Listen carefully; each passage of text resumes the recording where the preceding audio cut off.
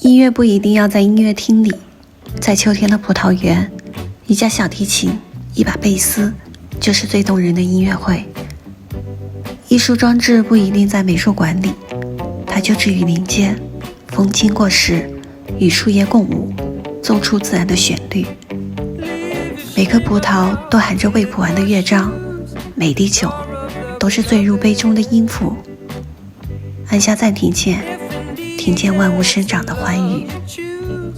收获不单是葡萄的成熟，是音符在清风中沉淀，是艺术在天地间生长。当音乐离开剧院，当艺术走入白盒子，我们找回最本真的快乐。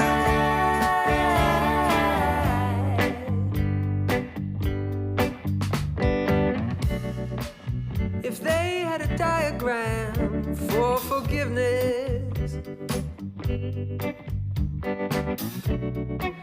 I would not be too proud of what I witnessed.